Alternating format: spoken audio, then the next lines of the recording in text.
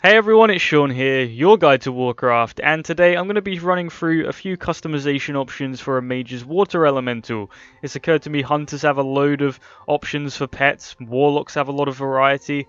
Mages, you're kind of stuck with the bog standard Water Elemental the whole time, so I wanted to run through a few glyphs in the game that can change that. So the first one is the Glyph of the Unbound Elemental. This was introduced in Mists of Pandaria. This just changes it to a rather new primal elemental look, where it's still a water elemental, all functions the same, just looks a little different. So if you just wanted a bit of a change from the standard elemental like model, this might be the glyph for you.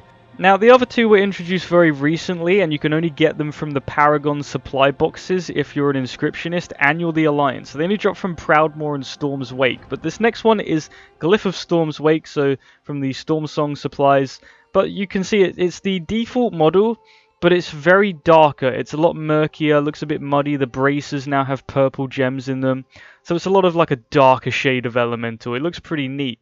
And the last one is the Glyph of the Tides from the Proudmoore supply box. So this again is the default elemental model, but you can see the change there. It's a lot brighter. But you may be thinking this looks a lot like the default one. So I'm just going to cut back to the original one.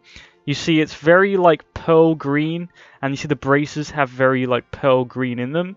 This is a lot more blue, and the color is a lot more solid. The braces are like deep blue sapphire, so it just brings the model out a bit more. The contrast is a lot better, and I think that this one actually looks the best of all three, just for my mage in particular.